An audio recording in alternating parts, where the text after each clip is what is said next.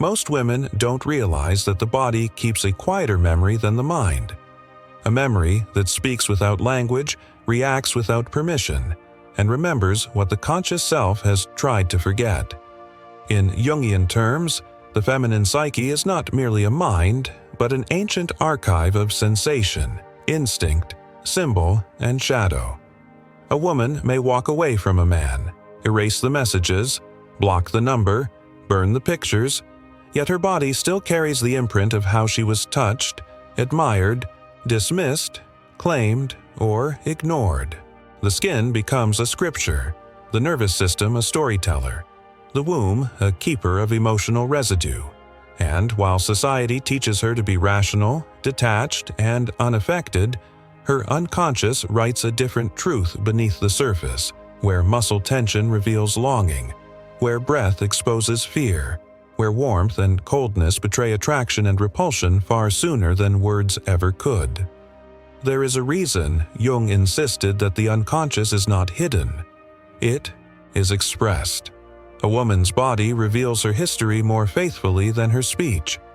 When she stiffens, when she softens, when she pulls back, when she leans in.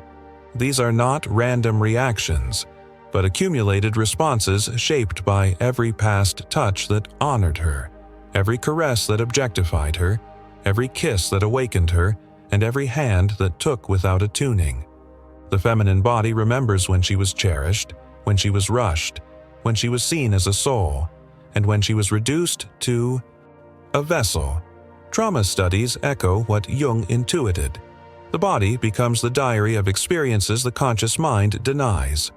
So, when a man wonders why she hesitates, why she tests, why she becomes distant after intimacy, he fails to understand that he is not only touching her, he is touching the ghosts of those who came before him.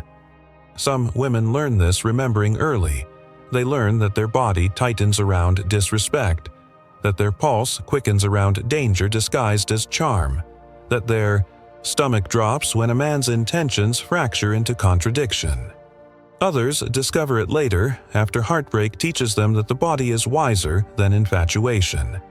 And then there are those who still live disconnected from their inner signals, conditioned to override instinct in exchange for approval. You may know exactly which one you have been and which one you are becoming. The body does not merely remember men. It remembers the version of herself she became around them. Did she shrink? Did she glow? Did she silence herself to be chosen? Did she expand as if the world suddenly grew larger? In Jungian symbolism, the feminine archetype is not passive. She is intuitive, instinctual, lunar, reflective. The moon does not shine, it reveals. Likewise, her body reflects the emotional climate of the connection she is in. Seneca wrote that the greatest slavery is dependence on another for validation. The body feels that slavery before the mind admits it. The shoulders curve inward when she feels unworthy. The chest collapses when she feels unseen. The breath shortens when she betrays herself to avoid abandonment. And yet, the opposite is just as true. When she is respected, the spine lengthens. When she is desired without being possessed, the heart widens. When she is safe, her whole nervous system becomes a cathedral. You may have felt this. A man touches your lower back and instead of pleasure, a memory of being controlled awakens. Or another brushes your hand and suddenly your body melts, not because of him, but because your soul recognizes a presence that does not demand. The feminine psyche is a landscape where the past and present overlap. Jung called this the complex. Emotional fingerprints formed from unresolved experiences. When touched, these fingerprints activate. This is why some women feel sadness after passion, why others feel panic after tenderness, why some vanish after intimacy they secretly wanted.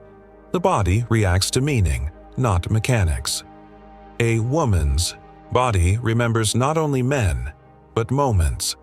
The first time she felt desired, the first time she felt used, the first time she felt powerful, the first time she felt replaceable.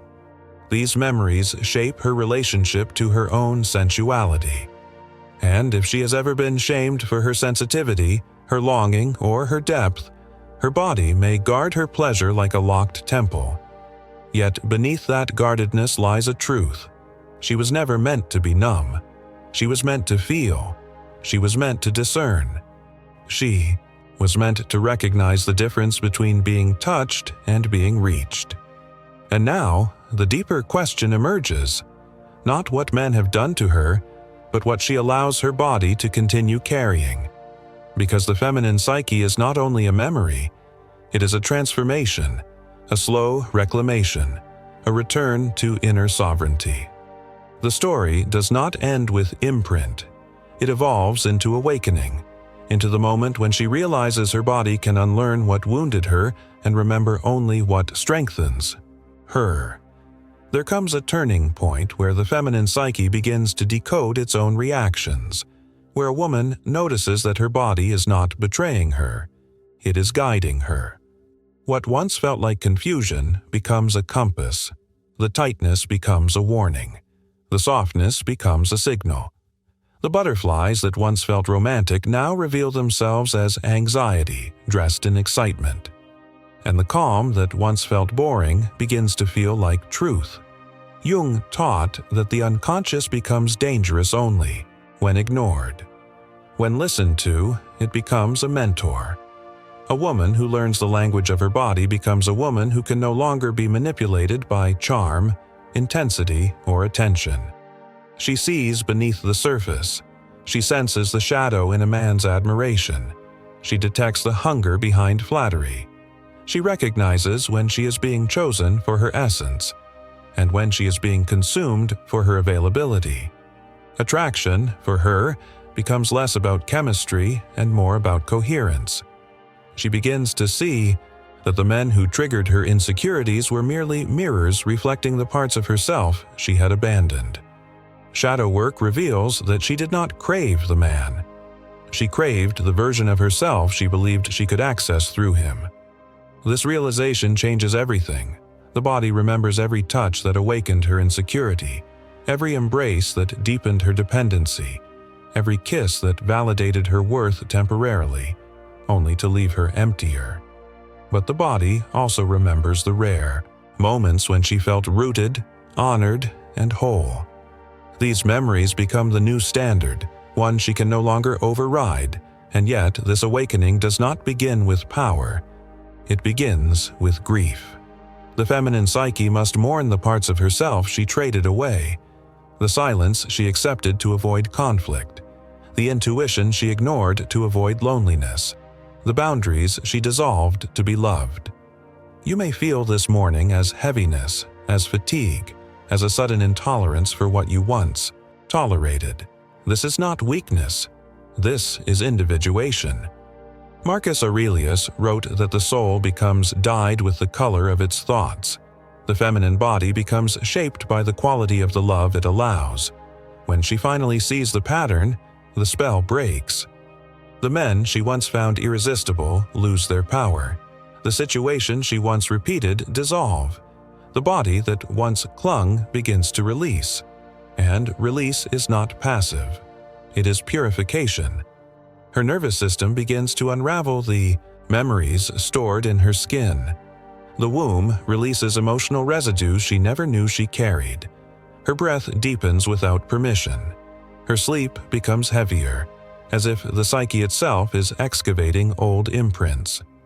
She may experience dreams of past lovers, not because she misses them, but because her unconscious is completing what was left unfinished. Jung believed that dreams cleanse the psyche. The feminine body believes the same. Through sensation, memory, and release, she becomes new. But transformation does not make her colder. It makes her clearer. She no longer confuses intensity with connection. She no longer interprets chaos as passion. She no longer mistakes being needed for being valued. A woman who has reclaimed her body's memory becomes a woman who looks at a man and sees not his words, but his energy. Not his promises, but his patterns. Not his desire, but his depth. and this awareness changes how she moves, how she chooses, how she receives. The body that once reacted now responds. The heart that once chased now observes. The soul that once dissolved now stands sovereign. This sovereignty is not loud. It does not demand. It does not threaten. It simply withdraws from anything that fragments her. You may feel this shift as a quiet refusal. A refusal to shrink, to rush, to prove, to perform. The feminine psyche no longer bends itself into shapes that fit into another's emptiness. Instead, she becomes the mirror in which a man sees his own maturity or his own inadequacy. Some rise in the presence of such a woman. Others flee. Both outcomes are answers. And as she grows into this new embodiment, something unexpected happens. Her body begins to remember differently. Not what hurt her, but what heals her. Not what dimmed her, but what illuminated her. The touch that once triggered fear now awakens discernment. The closeness that once dissolved her boundaries now strengthens them. Her body becomes an ally, a guardian, a truth-teller. The story continues, moving deeper into the feminine reclamation, where memory becomes wisdom, where sensation becomes intuition, and where touch becomes a language of sovereignty rather than survival. As the feminine psyche evolves, she begins to understand that every reaction in her body is a map of her emotional lineage. Her shoulders carry the weight of the time she stayed silent. Her jaw holds the words she never spoke. Her hips store the memories of intimacy that was taken rather than invited. Her heartbeat quickens not only for the man before her, but for echoes of every moment she doubted her worth. And when she finally recognizes this, her awareness becomes alchemical. The body that once reacted unconsciously now begins to respond with ancient intelligence. She no longer asks, "Why am I like this?" but instead wonders, "What is this sensation trying to liberate?" In Jungian psychology, the feminine unconscious is the doorway between instinct and meaning. She feels before she understands. Her body senses what her mind has not yet named. When she encounters a man whose presence feels familiar, it may not be chemistry. It may be a repetition compulsion, a reenactment of unfinished wounds. The flutter in her stomach might be her shadow recognizing his. The intensity might be her subconscious attempting to rewrite a story that once ended in abandonment, betrayal, or self-erasure. But now, instead of falling into the pattern, she pauses, she breathes, she observes. She begins to see that what once pulled her in is now what warns her away. And yet, this awakening brings another revelation. The realization that the body also remembers who she could have become if she had never been wounded. Beneath every flinch lives a softness. Beneath every guarded muscle lies the capacity for surrender. Beneath every hesitation lives an ancient feminine openness that predates fear. This is why healing is not about becoming harder, but about becoming truer. Seneca wrote that the greatest freedom is mastery over oneself. For the feminine psyche, that mastery begins when she no longer abandons her instincts to maintain connection with another. There is a moment, subtle, quiet, unannounced, when she realizes she is no longer longing to be chosen. Her body stops leaning forward. Her energy stops collapsing into availability. Her nervous system no longer spirals when a man withdraws. She feels a neutrality that once seemed impossible. This neutrality is not numbness. It is sovereignty. It is the body remembering its original blueprint before conditioning taught her to equate intimacy with sacrifice. In this space, she discovers that she can feel desire without losing herself. She can feel attraction without fantasizing a future. She can feel chemistry without surrendering discernment.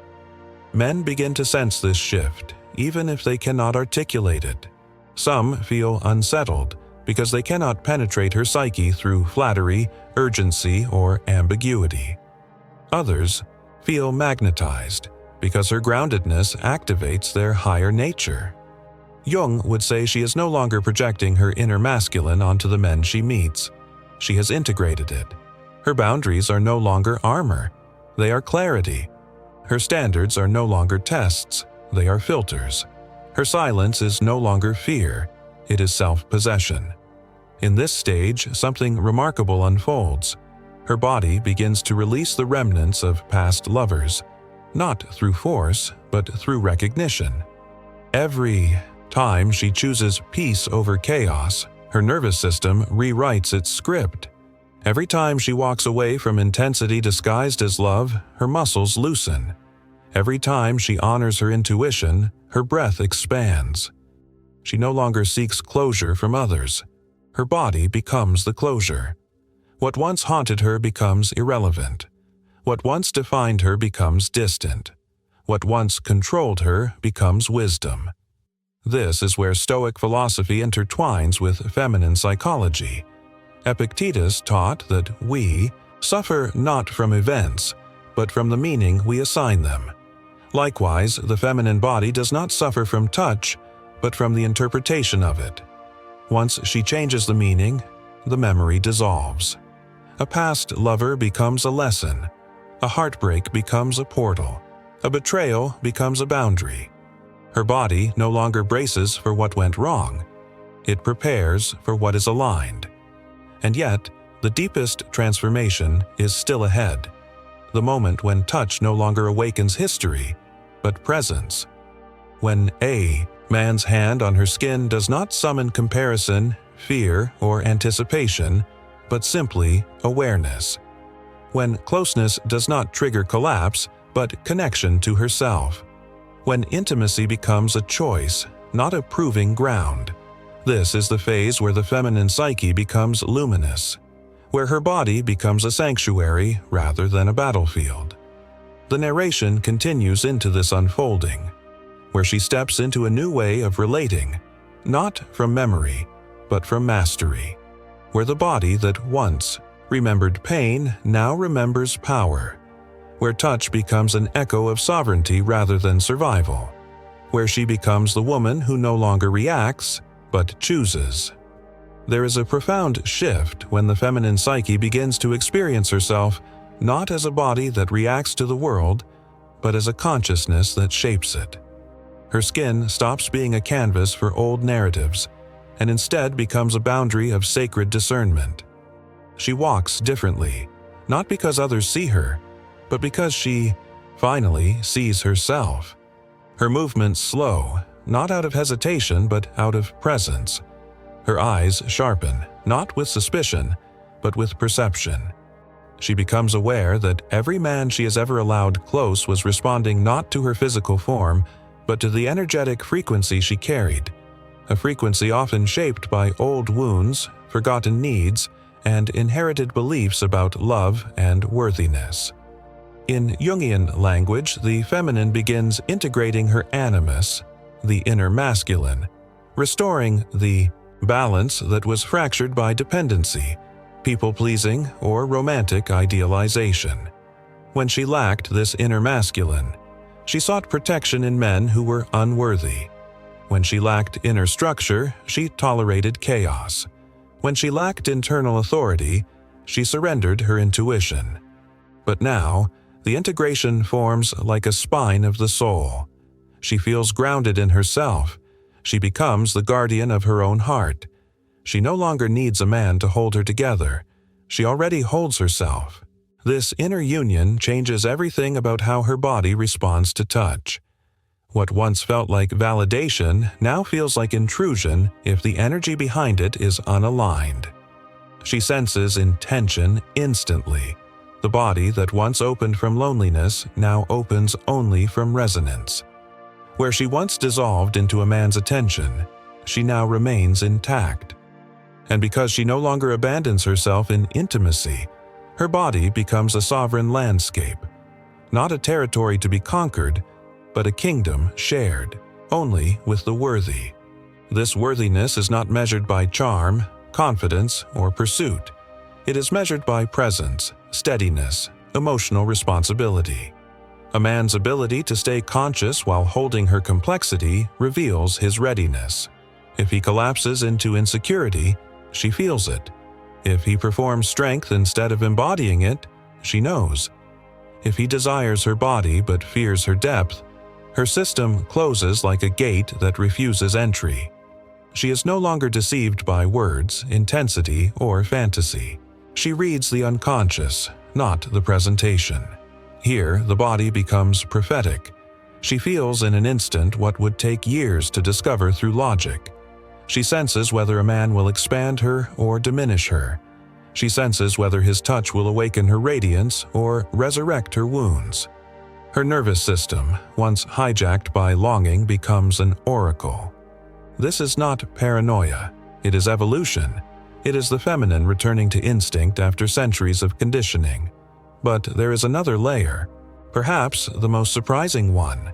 When she reaches this stage, she realizes that the men who wounded her were not just individuals, but archetypes. They represented abandonment, conquest, indifference, possession, or emotional hunger. They were expressions of her unconscious beliefs about herself. And once she integrates the lesson, the archetype dissolves. The pattern ends. Her body stops attracting what reflects her wounding and begins attracting what reflects her becoming. This is Jung's principle of individuation manifested in flesh. Her sensuality transforms too. It is no longer a currency, a bargaining chip, or a pathway to validation. It becomes an expression of selfhood, a language of choice, a sacred offering rather than a seeking. She no longer asks, "Does he want me?" but instead, "Do I feel safe, alive, and expanded in his presence?" Desire becomes selective. Pleasure becomes conscious. Intimacy becomes spiritual rather than compensatory. And yet, this empowerment does not harden her. It refines her.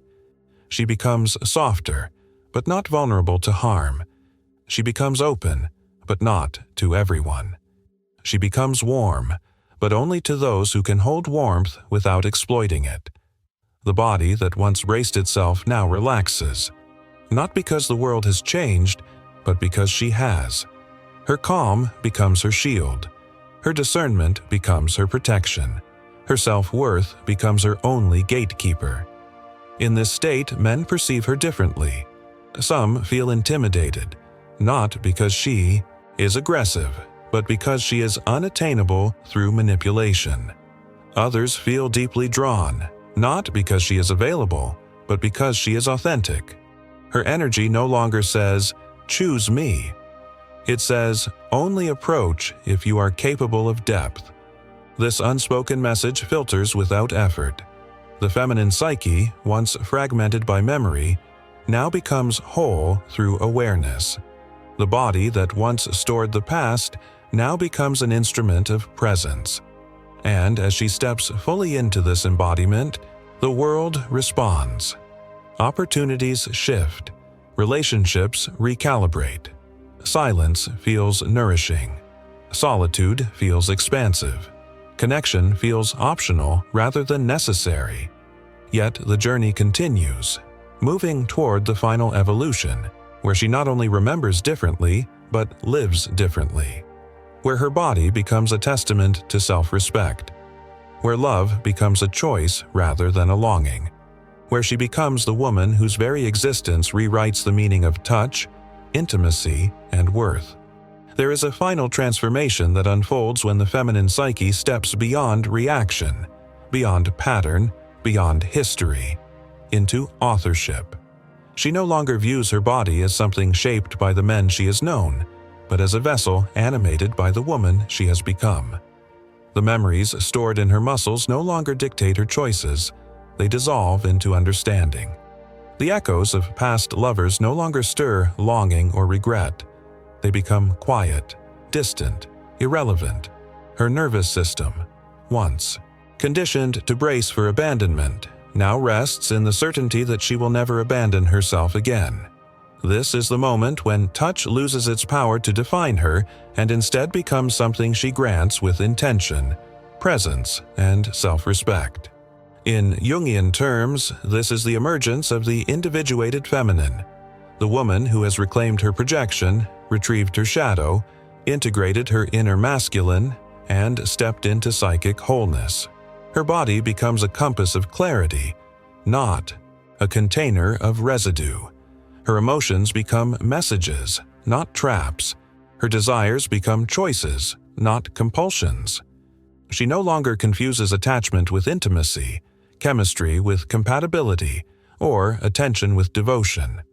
The illusions fall away, and what remains is truth. Not the truth she was taught, but the truth she uncovered through remembrance, release, and return to herself. This woman no longer asks, "Does he want me?" because the question itself has become too small for her spirit. Instead, she wonders, "Does this connection honor who I am now?"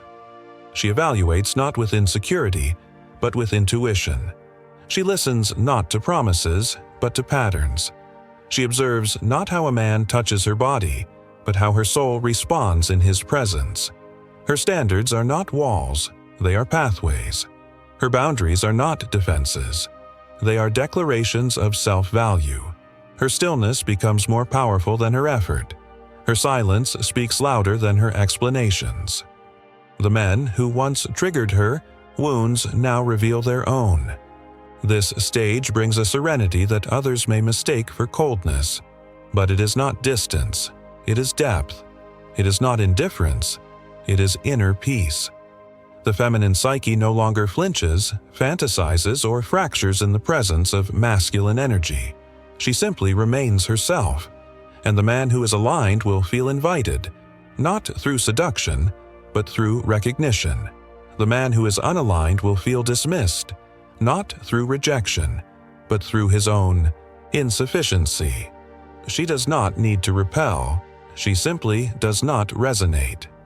Stoic philosophy merges here with feminine sovereignty. Marcus Aurelius taught that the soul becomes invincible when it needs nothing outside itself. Likewise, the feminine body becomes untouchable when it seeks no validation through being touched. She may enjoy intimacy, but she does not chase it. She may feel desire, but she does not collapse into it. She may welcome love, but she never bargains for it. The woman she has become is no longer ruled by longing, loneliness, or old emotional imprints. She is ruled by alignment, and alignment brings a new form of magnetism, one that cannot be faked, forced, or performed. It is the magnetism of a woman who is full instead of hungry, whole instead of fragmented, sovereign instead of seeking. A woman whose body remembers not what was done to her, but what she chose to transform. Her past becomes a reference point, not a defining story. Her heart becomes open, but only to those who can meet her there. Her presence becomes a mirror in which others see their own evolution or their own avoidance. This is the woman who can love without losing herself, who can give without depletion, who can receive without suspicion, who can walk away without bitterness. She does not fear being alone, because solitude feels like sanctuary, not exile. She does not fear being unloved, because she no longer withholds love from herself. She does not fear starting over, because she knows she carries everything she needs within her. Her body, once a record of touch, becomes a testament of triumph. Her mind, once tangled in memory, becomes spacious and clear. Her soul, once entangled in projection, becomes radiant and rooted. She moves through the world not as someone shaped by what she has endured, but as someone defined by what she has awakened. The feminine psyche, fully reclaimed, becomes a force, gentle but unmovable, soft but uncompromising, open but selective.